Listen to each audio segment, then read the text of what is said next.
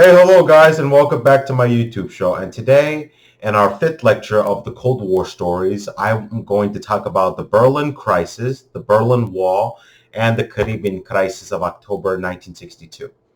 So, in order to understand the Berlin Crisis, we have to go back to the late 1940s. That was when World War II ended.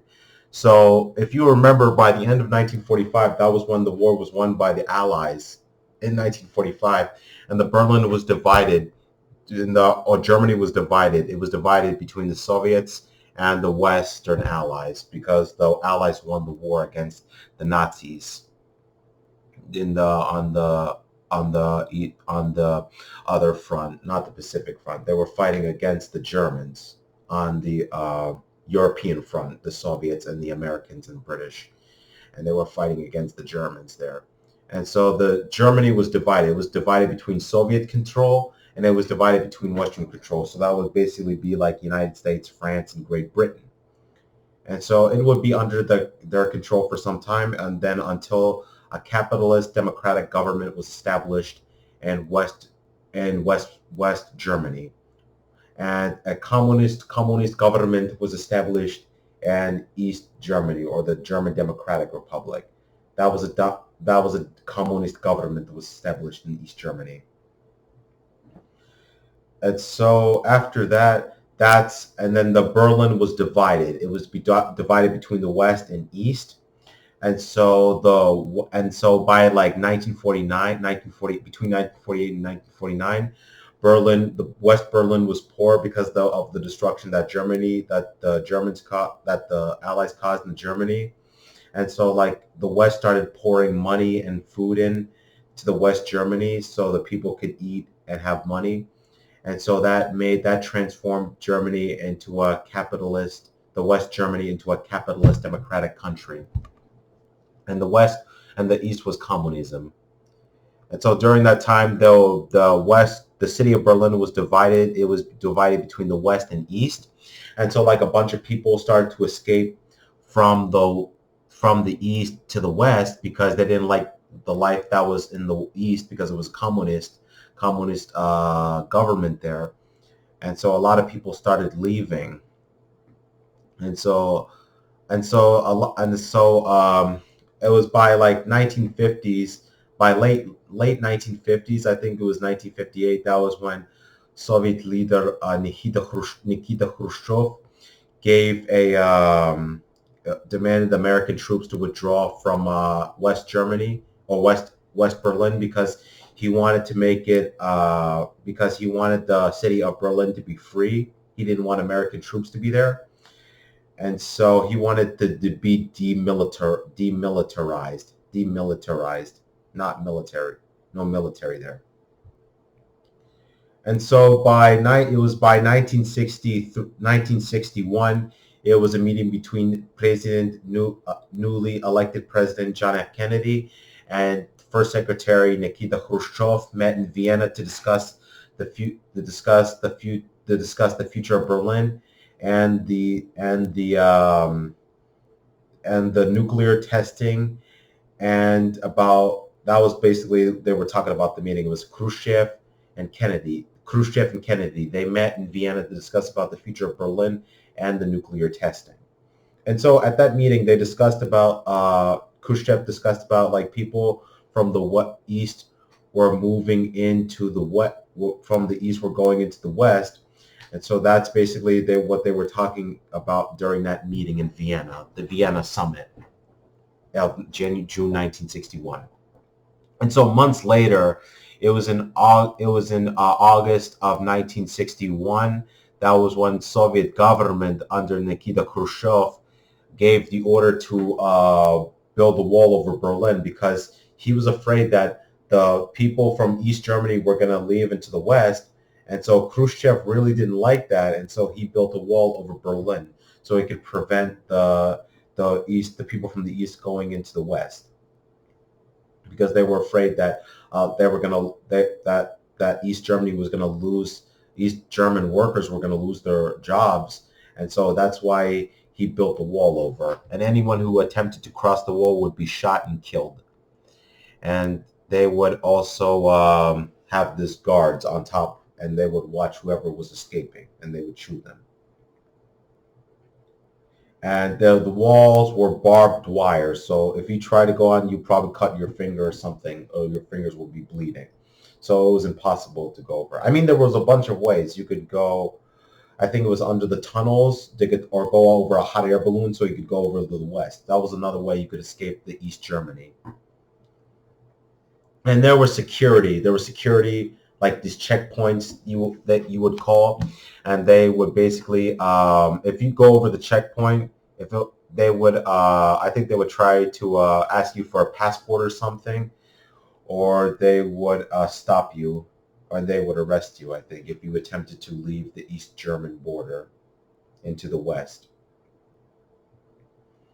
And so it was in October of 1961, there was a confrontation between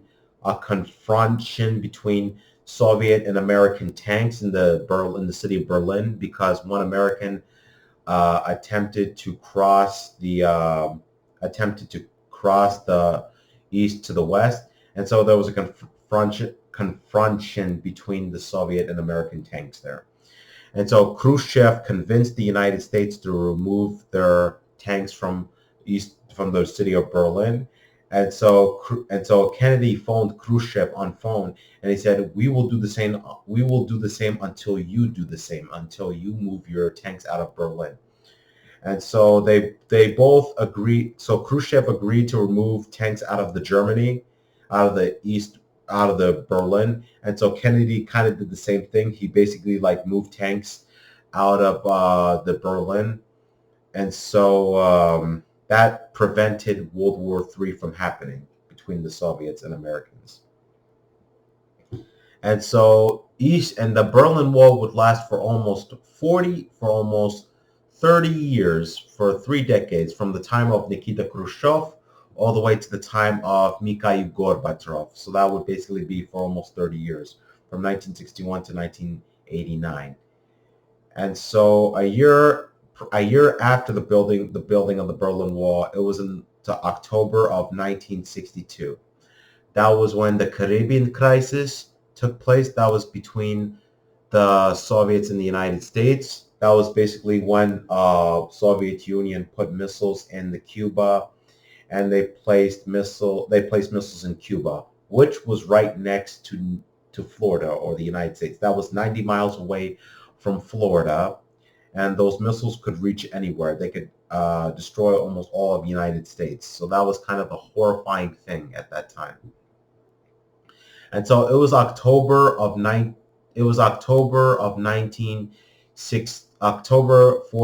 1962. That was when an American U-2 spy plane saw the missiles placed in Cuba.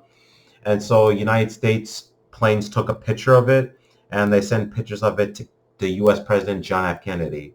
And so Kennedy noticed these missiles that were placed in Cuba. And so following this, it was that's how the Cuban Missile Crisis began. And so Kennedy told Khrushchev to take missiles out of Cuba, and so Khrushchev refused, and I think it was Soviet Minister of Defense Andrei Gromyko, I think, or Minister of Foreign Affairs Andrei Gromyko, met with John F. Kennedy's brother, Robert F. Kennedy, and they discussed that the Soviet missiles that are in Cuba are only for self-defense. They're not for anything like attacking the United States or launching it at some other cities in the U.S. So that was basically a lie that Gromyko told the U.S. president's brother. And so it meant if the United States invaded Cuba, if they invaded the island of Cuba, which was at the time under the Cuban dictator Fidel Castro, it would mean nuclear war would start if they invaded Cuba. That, or World War III, that would happen. But good thing it didn't happen that way. It was on sometime in mid-October of 1962.